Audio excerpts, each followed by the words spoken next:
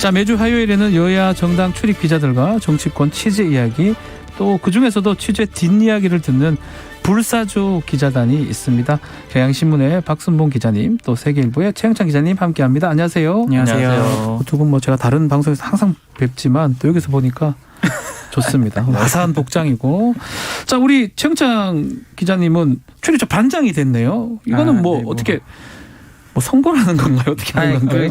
임명을 받는 건가요? 연차순입니다. 연차순인데 저희가 진당이 돼서 많이들 떠났습니다. 아, 그러면 다른 출입처로 떠나서 민주당 반장이 되신 거예요? 그렇습니다. 이제 야당 반장 하시겠네요. 야당 반장이죠. 근데 사실 약간 소년급제했다고 볼 수 있어요. 아, 이게 또 그게 있습니까? 저도 사법시험 생각을 해보면 그 소년급제라는 건 되게 중요한 거거든요. 빨리 반장이 됐죠. 보통 연차가 훨씬 너무 더 빨리 됐죠. 네. 이제 좀 아마 이제 민주당이 패배하면서 위에 좀 인사가 나면서 그렇게 된 것 같아요. 알겠습니다. 자, 축하드리고요. 감사합니다. 열심히 해주시기 바라겠습니다. 자, KBS 1라디오 최영일의 시사본부 최평가 불사조 기자단 바로 시작을 해보겠습니다. 자, 문 대통령 윤석열 당선인 또 대선 19일 만에 어제 드디어 만났는데요.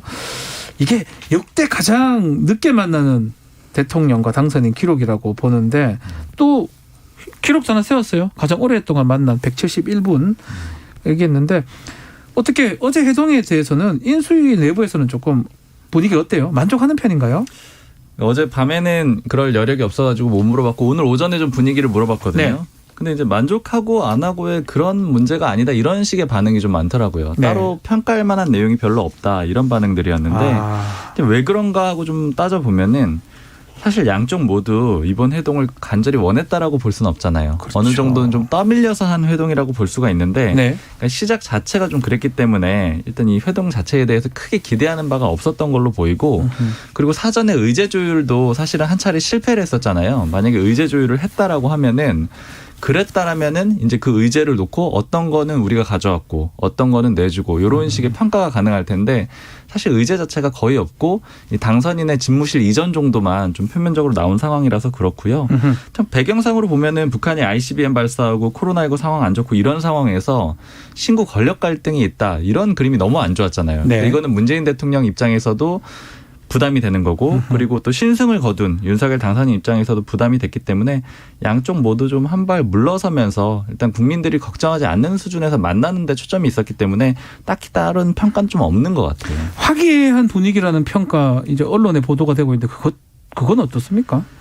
사실 이 부분이 이제 말하기가 좀 복잡한 문제인데 이게 왜냐면은 4명이서 회동을 한 거잖아요. 문재인 대통령, 윤석열 당선인, 그리고 유영민 대통령 비서실장, 장제원 당선인 비서실장 이렇게 4명이서 한 건데 4명만 있었고 결과적으로 청와대는 브리핑 안 하기로 했거든요. 당선인 배려한다라고 그렇게 얘기를 했는데 그래서 장제원 비서실장이 이 회동 분위기를 전했는데 굉장히 화기애애하고 좋았다라고 했습니다. 근데 여기에 대해서 사실 더 취재를 할 수 있는 여력도 없는 거고 그러니까 장제원 비서실장이 얘기한 거에 대해서 반박할 수도 없는데 다만 이제 소위 오프닝이라고 하죠. 이제 시작할 때 분위기는 막 좋았다고 평가할 수 있는 그런 분위기는 아니었어요. 좀 약간 딱딱한 분위기인 게 맞고 그리고 방금 말씀드렸던 대로 시작 자체가 약간 떠밀려서 하는 그런 분위기가 있었잖아요. 좋았다고만 말할 수는 좀 없을 것 같고요.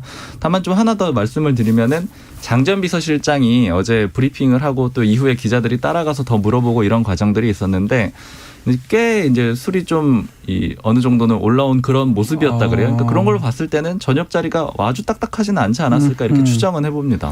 자, 민주당 이번 회동 어떻게 평가하고 있습니까? 그래도 늦었지만 참 다행이다 이런 평가를 해놨고 다행이다. 이게 그동안 너무 신구 권력 갈등으로 비춰진 면이 민주당이나 청와대 모두 부담이었는데 어쨌든 그런 걱정을 좀 덜어주는 하나의 회동이었다. 이렇게 해서 다행이다는 평가고 또 더 이상 말할 수도 없는 것 같습니다. 그렇죠. 구체적 합의문 같은 게 없기 때문에 그런 것 같은데 특히 집무실 이전 관련해서는 문재인 대통령이 차기 정부의 몫이다 이렇게 하면서 또 예산을 정확하게 면밀히 따져보겠다. 야, 이거는 어떤 뜻으로 봐야 됩니까? 두 가지 뜻이 다 있는 것 같기도 하고요. 사실 저희가 이제 정치 관련된 기사, 정치 기사를 쓸 때 표면적인 이유나 입장을 먼저 쓰고 그다음에 배경 같은 걸 취재해서 넣고 이런 방식으로 가는데 일단 공식적으로는 문재인 대통령 표현 그대로를 일단은 이해를 하는 게 받아들이는 게 좋을 것 같고 이제 배경은 서로 이제 해석하는 부분은 서로 좀 다를 것 같은데 제가 국민의힘을 취재를 해보니까 이렇게 보더라고요. 일단은 제가 물어보기를 이번에 그래도 딱히 합의문은 없었지만 이 대통령 집무실 이전 문제에 대해서는 그래도 하나 얻어온 거 아니냐 이렇게 물어봤더니 네. 이제 나오는 얘기가 이 문재인 대통령의 이 표현이 가져온 건지 우리가 얻은 건지 잘 모르겠다. 근데 왜 그러냐면은 오롯이 차기 정부의 몫이다. 이런 점을 좀 강조를 했잖아요. 이런 표현을 강하게 썼는데 이게 어떤 의미냐면 지금 사실 용산으로 대통령 집무실을 이전하는 거에 대해서 국민 여론이 매우 호의적이다라고 볼 수는 없잖아요. 여러 네. 여론조사에서 좀 부정적인 반응들도 나오고 있고요. 그러니까 그렇기 때문에 나중에 국민들의 평가를 받게 될 텐데 그 평가에 있어서 이건 오롯이 차기 정부의 몫이다. 즉 너희들이 한 것이고 너희들이 그 결과에 대해서 어떤 뭐 최종적인 책임을 져야 된다. 이런 취지로 좀 해석을 하고 있더라고요. 네. 근데 그럼에도 불구하고 또 따져보고 협조를 한다라는 표현이 있었잖아요. 그러니까 이거는 또 그러나 우리가 발목을 잡은 건 또 아니다. 그러니까 모든 몫과 책임은 당신들에게 있지만 그렇지만 우리가 또 이걸 방해한 건 아니다. 그러니까 앞으로 어떤 평가가 나올지는 이제 역사적으로 좀 두고 봐야 되겠지만 그때 좀 일종의 선긋기 분리, 뭐 독립 이런 정도의 의미라고 좀 해석들을 하는 그런 분위기가 있었습니다. 알겠습니다. 자, 이거 말고도 김부겸 총 얘기가 오늘 계속 보도되고 있는데 네.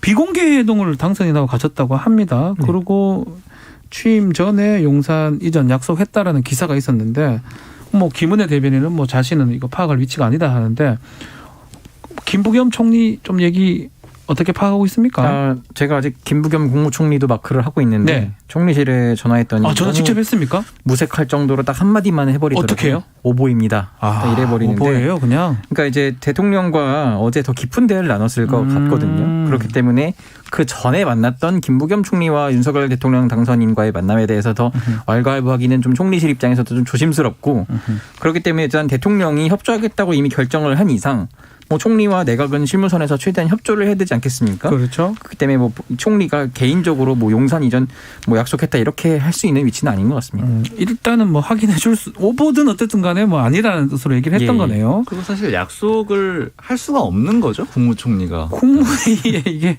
오늘 돈도 올라가야 되고 대통령이 해야 되는 대통령 문제이기 권한 때문에 같거든요. 그건 예. 약간 권한 문제도 있을 것 같아요. 표현 네. 자체가. 추경 얘기도 하지 않을 수 없는데 추경 얘기는 좀 회동할 때 했지 않았을까 하면서도 구체적 액수 합의안이 전혀 없습니다. 보도도 안 되고 있는데 이 부분은 박 기자 어떻게 봐야 됩니까?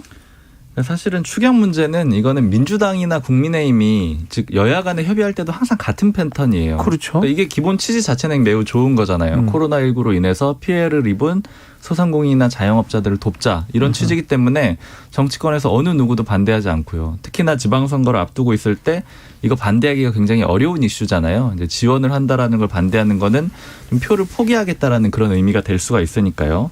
근데 언제나 문제는 뭐였냐면은 액수나 시기였습니다. 네. 그러니까 예를 들자면은 국민의힘은 대선 전에 하는 걸 좀 막는 그런 분위기가 있었던 거고 예전에 추경 편성할 때요. 아니면 이제 민주당 같은 경우는 좀 대선 전에 빠르게 하자 이런 분위기가 좀 있었던 거고 그리고 액수에 대해서도 항상 뭐 정부의 부채 문제라든가 이런 걸 들어서 차이가 있었거든요. 근데 이번에 소위 이제 그러니까 현 대통령과 당선인 간의 만남에서 큰 틀의 합의라도 내놓지 못했다라는 거는 저는 사실은 이제 디테일에 있어서는 굉장히 더 협의하기가 어려울 거다. 그렇게 좀 보고 있습니다. 왜냐하면 민주당과 국민의힘이 이미 그랬었고요. 네. 지금 일부라도 방향이나 날짜 같은 거라도 좀 나왔다고 하면은 그 날짜를 맞추기 위해서 노력을 할 텐데 지금 상태는 그냥 원점이라고 보는 것과 다르지 않을 것 같아요. 이 말이네요. 네.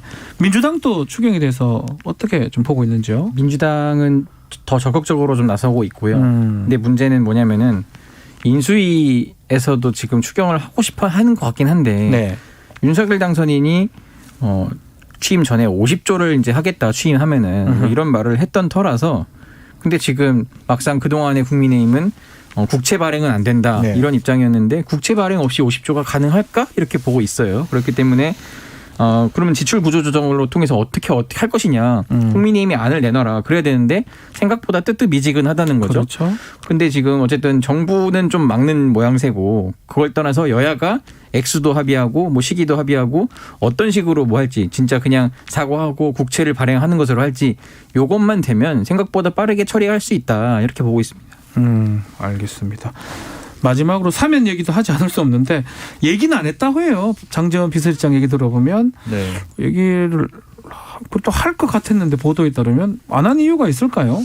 사실 이제 했을 가능성도 있을 거는 같은데 물론 이거는 장재원 비서실장이 어쨌든 안 했다라고 했기 때문에 그렇게 받아들인다고 하면은 그럼 왜 안 했을까? 상황은 사실은 좀 거론하기가 좀 어려운 상황이긴 해요. 그러니까 비유를 좀 하자면은 원래 친구 둘이 만나기로 했는데 뭐 어떤 이유 때문에 싸웠다라고 하면은 그래서 못 만났는데 다른 친구들 그래도 너희들 만나서 화해해 이렇게 했을 때 그 싸웠던 그 문제는 서로 꺼내기가 좀 어려운 안 하는 게 사실 정상이죠. 근데 사실 이번에 회동이 좀 1차 한번 지난 16일에 깨졌던 적이 있었잖아요. 근데 그때 깨졌을 때 뭐 여러 가지 분석들이 있었지만 청와대나 당선인 쪽에서 다 그 이유에 대해서 구체적으로 얘기는 않았잖아요. 그런데 다만 감사위원 같은 이제 인사에 관한 문제는 어느 정도 좀 표면적으로 드러났던 것이고, 그리고 또 그에 앞서서 이제 소위 윤석열 당선인의 측근이라고 하는 권성동 의원이 소위 김경수 전 경남지사랑 그리고 이 이명박 전 대통령을 같이 사면을 해야 된다. 그건 또 100%다 이런 식으로 말을 했던 게 일부 해석에서는 청와대를 좀 자극했을 수 있다라는 그런 평가들이 있잖아요. 그러니까 그렇기 때문에 그런 평가가 있었기 때문에 요거를 좀 언급하기는 쉽지 않았을 것 같아요. 자, 어제 회동에서 좀 눈여겨야 할 부분 요거 오늘 얘기했던 거 말고 또 있나요? 뭐 내용보다는 좀 그 이제 들어가면서 문 대통령이 딱 이제 뭐 마중 나와서 이제 인사도 상춘제 하고 앞에서 이렇게 뭐 꽃 얘기도 하면서 했을 때 저는 그랬을 때 윤석열 대통령 당선인이 한번 쭉 둘러봤을 거 아니에요. 청와대를 한번 그래서 이제 뭐 지하 뭐 벙커도 있다고 그러고 이런 것들도 막 얘기를 했을 텐데 조금 한번 더 고민을 하는 계기가 되진 않았을까 이런 생각은 좀 하거든요. 왜냐하면 딱 청와대 막상 들어가서 이렇게 보니까 이것을 마냥 이렇게 거부만 하는 것도 좀 방법이겠나? 물론 의지는 강한 오히려 반대로 이거 빨리 국민들한테 돌려주겠다 이런 생각했을 수도 있잖아요. 그럴 수도 있죠. 뭐 우리 박 기자님은요? 아니 저도 사실은 그 소위 오프닝이거든요. 오프닝 일부는 공개를 했는데 근데 벙커를 문재인 대통령이 언급한 거는 상당히 좀 인상적이었어요. 그게 좀 여러 가지 의미가 있을 수도 있겠다 이런 생각이 좀 들었고 그리고 사실 이제 오프닝 과정에서 한 번도 두 사람이 웃는 모습은 또 없었거든요. 그만큼 좀 딱딱했던 모습은 어느 정도는 볼 수 있었다. 다만 물론 실제 회동 중에는 또 와인도 들어가고 또 분위기도 좀 좋았다라고 하니까 달라졌을 수도 있겠죠. 자, KBS 1라디오 최영일의 시사본부 박순봉 경향신문 기자, 최영창 세계일보 기자와 함께 불사조 기자단 함께하고 있습니다. 자, 또 국민의힘 얘기도 좀 해보죠. 김기현 원내대표 조기 사퇴를 선언했고요. 4월 8일쯤에 국민의힘은 원내대표 선거를 치러야 됩니다. 왜 빨리 하죠? 4월 말까지 임기가 좀 남았는데요. 네, 원래 임기가 4월 30일까지인데 김기현 원내대표가 좀 조기에 그만두겠다라는 입장은 이제 오늘 명확하게 밝혔지만 그 이전부터도 계속해서 관측이 됐고 좀 그런 입장을 피력을 해왔습니다.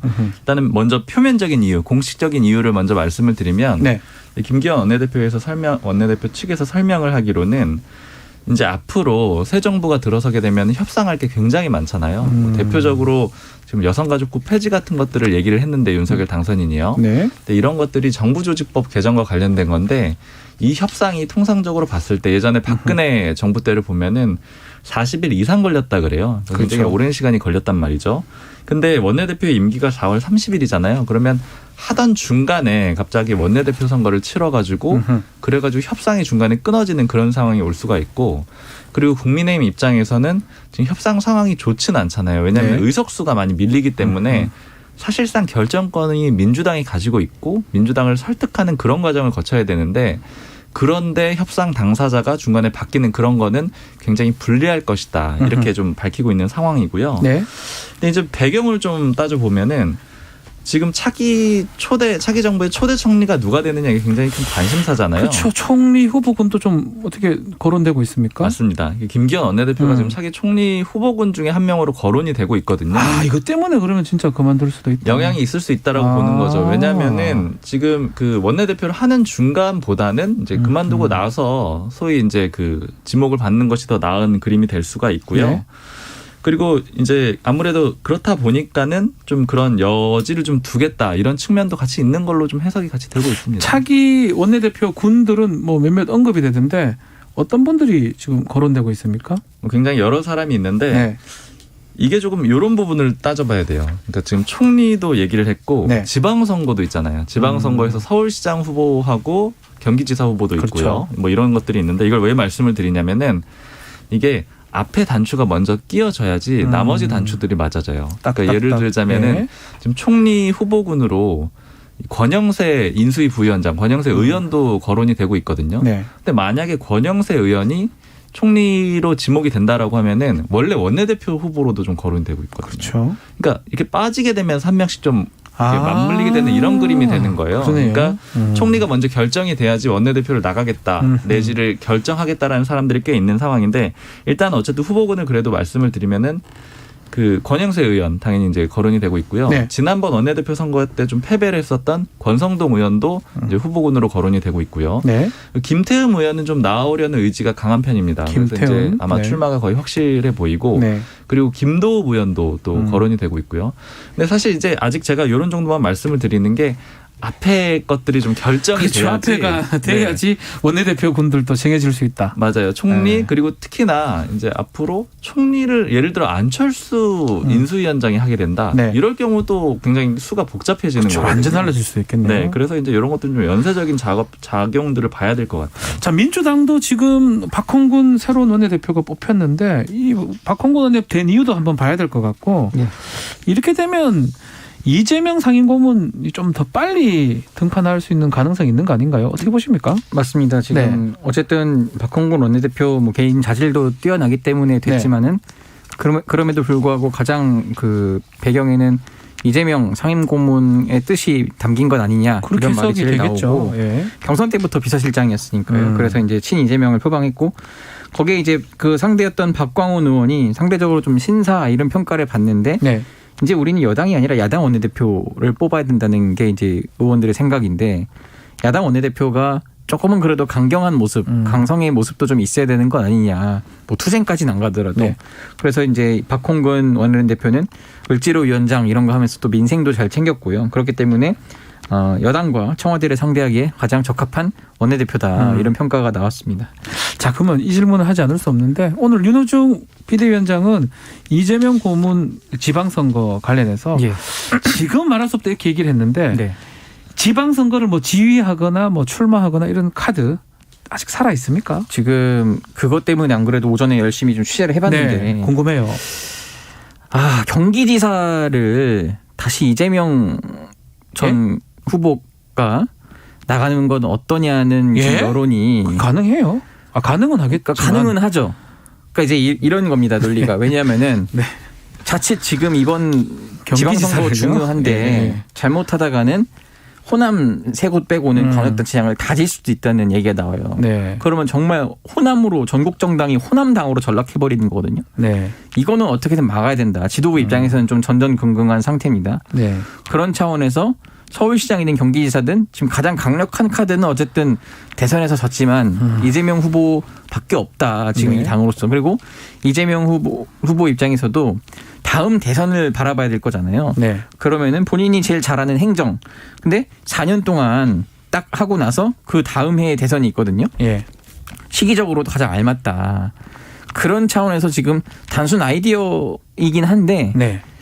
지도부의 의중은 좀 들어있는 것 같아요. 또 그것도 있고 아하. 제가 볼 때는 경기지사를 이재명 고문을 놓고 김동연 후보를 오히려 서울시장으로 조금 밀려고 이렇게 움직이는 것 아니냐 이런 얘기가 있어요. 지금 김동연 대표가 경기지사에 좀 뜻이 있긴 한데 예. 서울이 마땅치 않다는 거예요. 뭐 송영길 대표 차출 얘기도 나오고 임종석, 이낙연 전 대표 막 나오는데 그것보다는 서울에서도 지금 서울의 현역 의원들이 김동연 대표가 좀 여기 나왔으면 좋겠는데 김 대표가 좀 경기도에 마음을 둔다. 이것 때문에 설득을 하는 과정에서 이재명 지사가 직접 나와버리면은 지지율 차이 이제 여론조사 돌려봤을 때 김동연 대표보다 좀 많이 나올 거거든요. 네. 그러면은 설득이 가능할 것 같다. 이런 차원에서 지금 또 얘기가 나오고 있습니다. 이야, 경기지사를 간다고요? 그런데 저기 김영진 사무총장이 사임을 했더라고요. 이건 예, 또 어떻게 봐야 됩니까? 왜냐하면 김영진 사무총장은 이재명 상임고문의 최측근으로 알려진 맞습니다. 분이거든요. 김영진 사무총장은 재선인데 이제 대선 때 사무총장 뭐 하면서 네. 진두지휘했고 총무본부장까지 겸임하면서 굉장히 많은 에너지를 쏟았거든요. 네. 그래서 계속 누차 그 표면적으로 힘들다, 그만두고 싶다 이렇게 해왔는데 지방선거까지는 좀 해야 한다. 이게 윤호중 비대위원장의 입장이었지만 또 이게 결정적으로 지난주에 그 원내대표 선거에서 친 이재명계라고 네. 새로 불리는 박홍근 원내대표가 됐잖아요.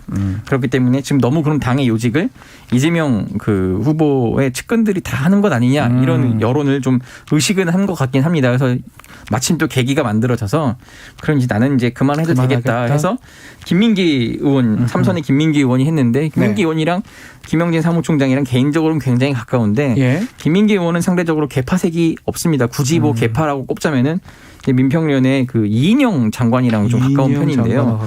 그렇기 때문에 조금 그래도 너무 이재명계 색채는 지울 수 있다. 이런 차원에서 된 것 아니냐. 이렇게 지금 언론들이 해석을 하고 있습니다. 네, 자 KBS 1라디오 최영일의 시사본부 박순봉 경향신문 기자, 최영창 세계일보 기자와 함께 불사조 기자단 함께하고 있는데요. 자, 계속해서 지방선거 관련 취재 이야기를 좀 들어보는데 송영길 대표 차출론. 네네. 그것도 지금 좀 확인이 됐습니까? 뭐 전화를 직접 해보셨다고 들었는데요. 네, 송 대표는 고민을 많이 하고 있고 본인이 먼저 선뜻 나서기는 어렵고 뭐 고민은 당에서 해야 한다. 뭐 이런 취지로 얘기는 했고요. 네. 마침 오늘 그 이재명 고문과 가까운 정성호 의원, 김남국 의원이 네. 지금 송영길 대표가 있는 지방에 한 4차례 가서 만나고 왔어요. 통도사요? 예. 예. 그 직접 통도사가 아니라 지금 옮겼는데 팔공산 그쪽으로 옮겼어요. 그래서 좀 갔군요. 예. 이게 어떻게 돌아가는 거지 싶은데 아마 그분들은 서울시장에 조금 나와줬으면 좋겠다. 이래서 그러니까 당이 가장 바라는 시나리오는 전략 공천을 주기는 좀 그렇다. 네. 지난 대선에서 바로 패했던 대표인데 그러면은 송영길 대표도 나오고 예. 김동연 대표도 나오고 박주민 의원도 나와서 경선을 좀 해보자. 서울에서. 예, 우리가 그래도 아직 여당인데 여당 지금 이제 뭐 야당이 되겠지만 제1야당이면은 제1야당 서울시장 후보를 뽑는데 전략 공천을 해서 되겠냐. 그래서 경선을 한번 만들어 보고 싶다. 이게 좀 지도부 의중 같긴 하거든요. 어쨌든 송영길 대표도 마음이 아예 없는 건 아니다. 이렇게 전 보입니다. 야, 지금 뭐 제일 궁금한 거는 저는 이재명 고문 속내가 좀 궁금하긴 해요. 지금 보니까 이수진 의원이 그 좋아요 눌렀다가 또 SNS 취소를 했던데 네.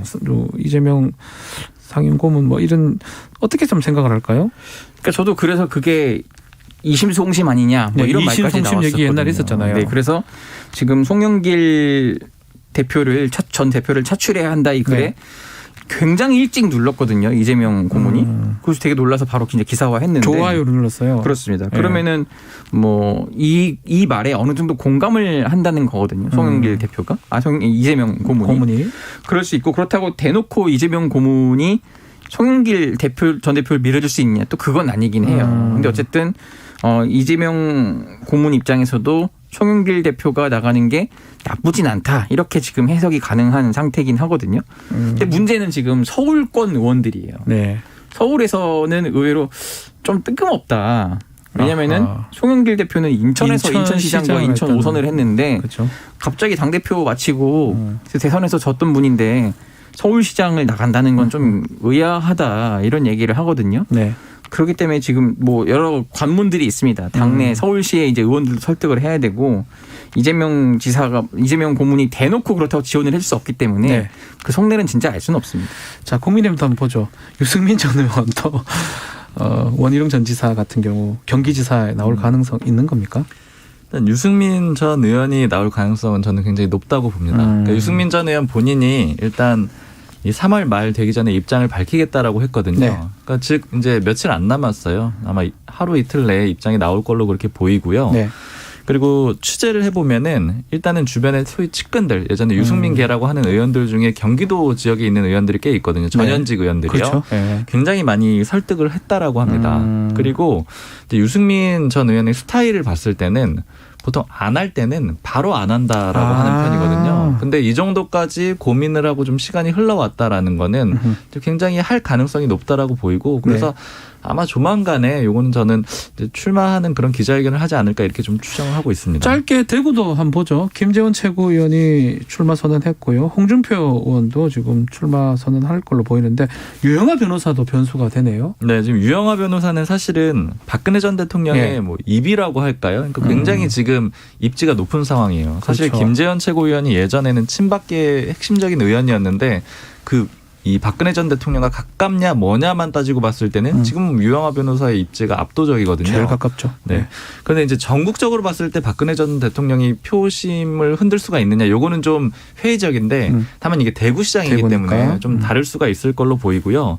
그렇게 보면 구도가 지금 비박 1명, 그러니까 이제 홍준표 의원, 그렇죠. 그리고 친박 2명이 되는 그런 꼴이잖아요. 이제 이런 그림 자체는 홍준표 의원한테 유리할 수 있으나 또 이제 대구라는 특징이 있기 때문에 또 이제 둘 중에 어느 사람이 유리할지 이런 건 좀 지켜봐야 될 것 같습니다. 알겠습니다. 자, 오늘 얘기 여기까지 듣겠습니다. 자, 박순봉 경향신문 기자, 최영창 세계일보 기자와 함께했습니다. 감사합니다. 감사합니다. 감사합니다.